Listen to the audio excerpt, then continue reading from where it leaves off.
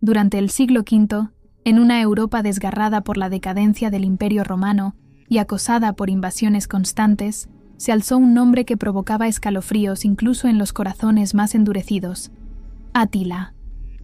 Los romanos lo llamaron el azote de Dios, una figura casi mitológica cuya sola mención hacía temblar a emperadores, generales y campesinos por igual.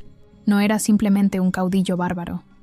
Era el líder de una fuerza imparable que se movía como un huracán sobre las tierras europeas, arrasando ciudades, quebrando alianzas y desafiando el orden establecido. Atila no solo representaba el fin de una era, para muchos era el castigo divino encarnado.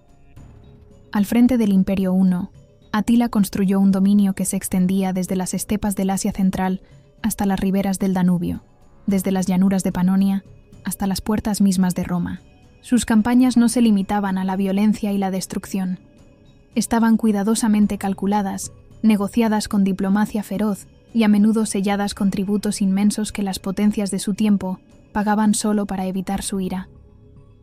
Su rostro, tal como lo describen las crónicas antiguas, era severo, de mirada penetrante, y su presencia era tan imponente que se decía que quienes se encontraban con él quedaban paralizados por una mezcla de temor y respeto.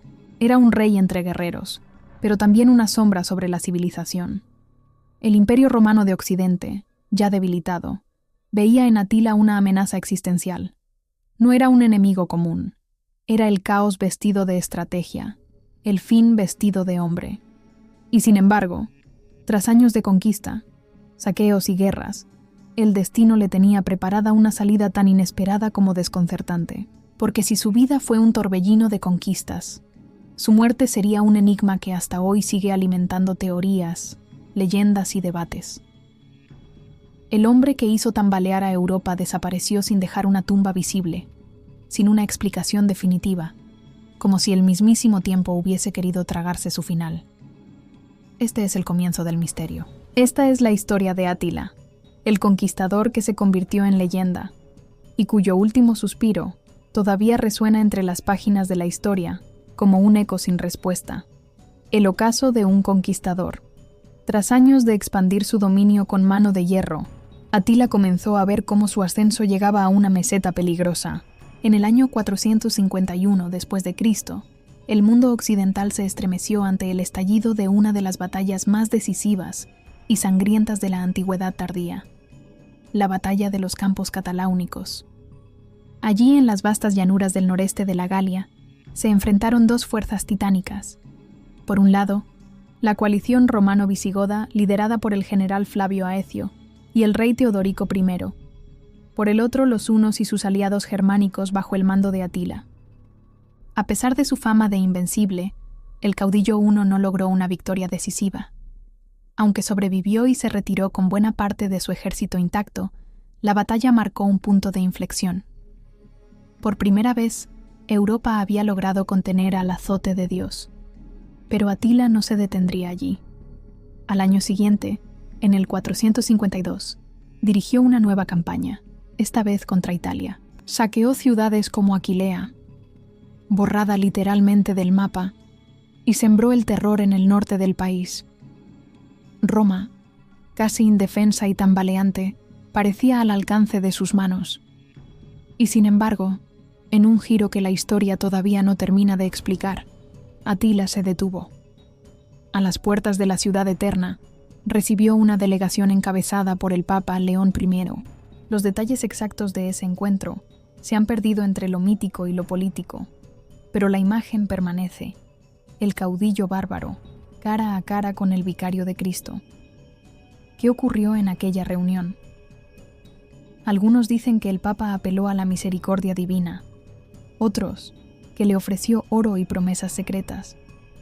Hay quienes incluso hablan de una visión celestial, ángeles armados junto al pontífice, amenazando con castigo eterno si Roma era atacada.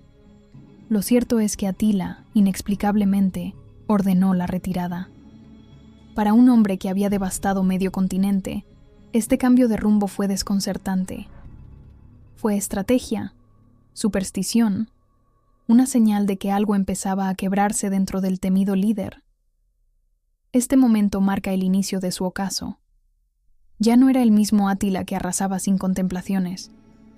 Algo, en su cuerpo, en su mente o en el equilibrio de su imperio, comenzaba a desmoronarse.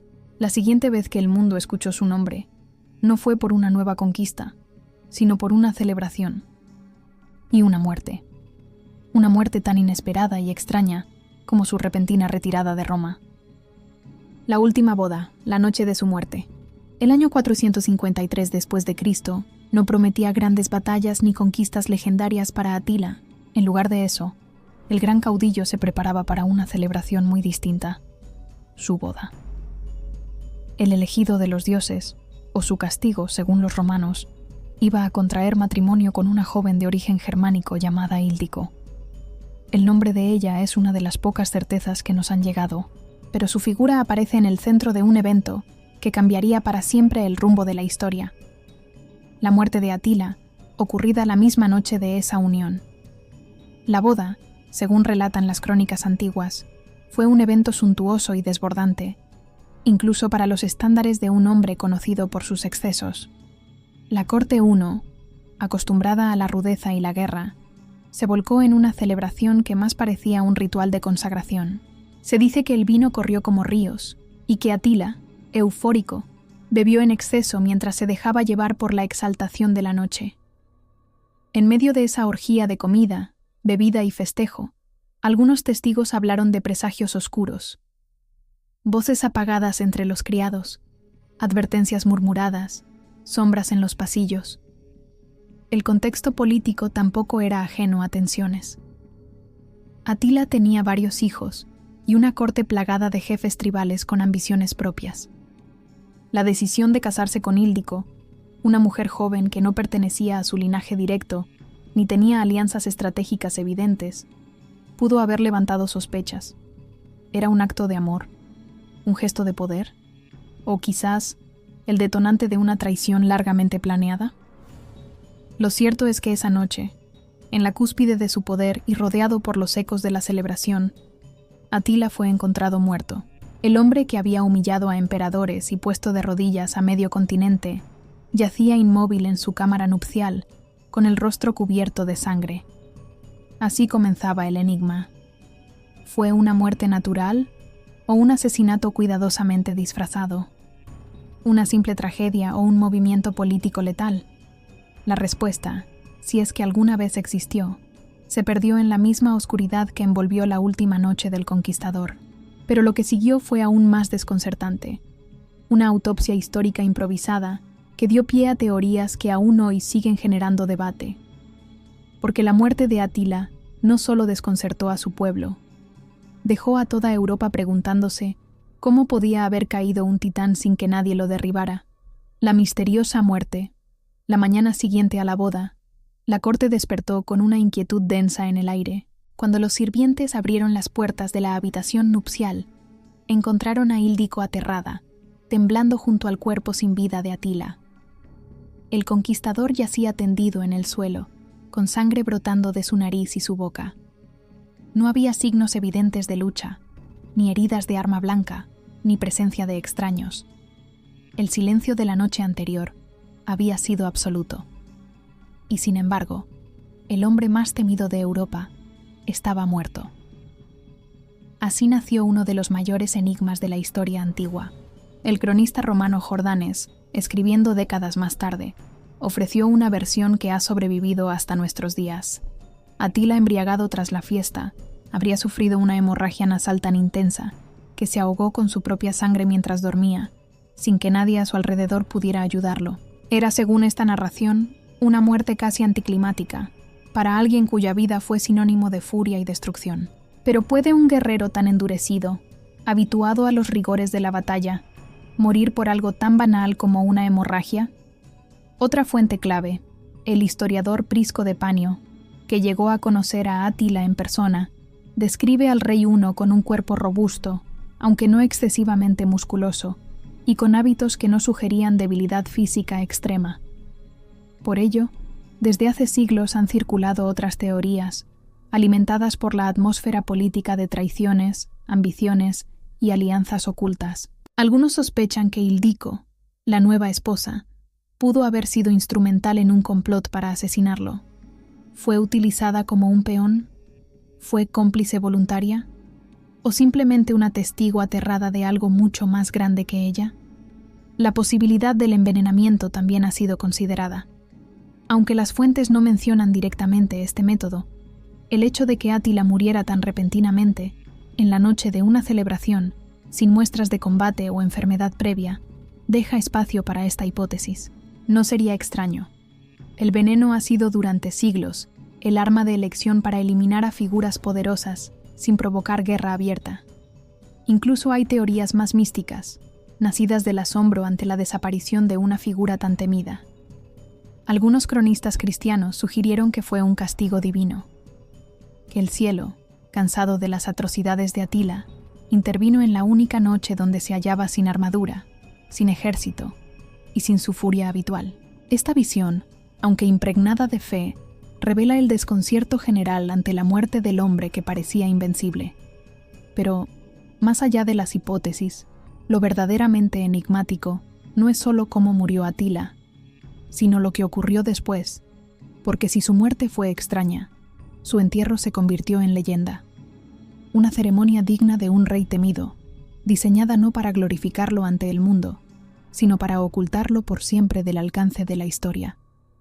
Un funeral digno de un rey. La muerte de Atila no fue solo el fin de un líder. Fue un evento que sacudió los cimientos del mundo uno. Pero si su desaparición fue repentina, su funeral estuvo envuelto en un velo aún más espeso de secretismo y misticismo. Los relatos antiguos coinciden en que el pueblo huno reaccionó con un duelo desbordado, casi salvaje.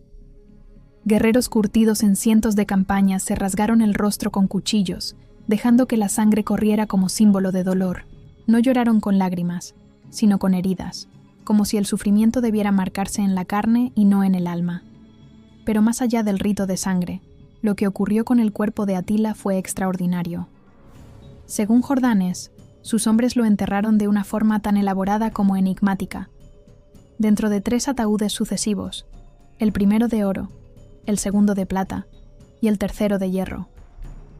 Los metales representaban su poder. El oro por su riqueza, la plata por sus alianzas y el hierro por su fuerza en la guerra. Fue una sepultura destinada a reflejar el carácter de un líder que había sido temido por reinos enteros. Y aún más impresionante fue el destino del lugar de entierro.